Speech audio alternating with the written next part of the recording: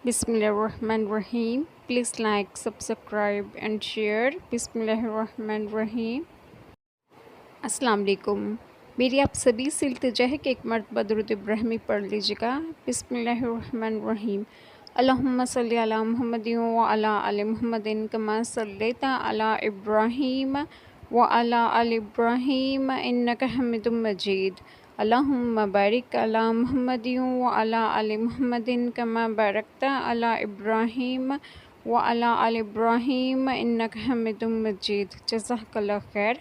बिस्मिल्लाहिर्रहमानिर्रहीम। अल्लाह ने फरमाया, जन्नती लोग जहन्नमियों से पूछेंगे, तुम्हें क्या चीज़ दोज़ख में लेकर गई? वो कहेंगे, हम नमाज नहीं पढ़ते थे, मस्किनों को खाना नहीं खिलाते थे, हक़ के ख़िलाफ़ बातें बनाने वालों के साथ मिलकर हम भी बातें बनाते थे और रोज़े जज़ा को झूठा करार देते थे।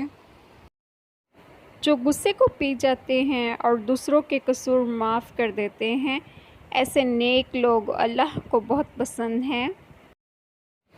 ऐ लोगों, तुम्हारे पास तुम्हारे रब की तरफ से नसीहत आ गई है। ये वो चीज़ है जो दिलों के अमराज की शफा है, बस जो इसे कबूल कर लें इनके लिए हदायत और रहमत है। ए नबी सल्लल्लाहु अलैहि वसल्लम, कह दीजिए कि खुदा का फ़ज़ल और इसकी मेहरबानी है कि इसने ये चीज़ कुरान भेजी। इस पर तो लोगों को खुशी मनानी चाहिए और ये इन तमाम चीज़ों से बेहतर है जिन्हें लोग समेट रहे हैं। बलाशबा वो बंदों की तौबा कबूल करने वाला, निहायत रहम करने वाला है।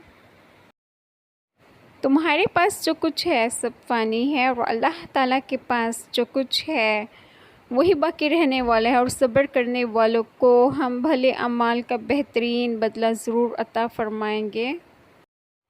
ए हमारे परवरदिगार, हमसे दोज़ख का अज़ाब परे ही परे रखना, क्योंकि इसका अज़ाब चमट जाने वाला है।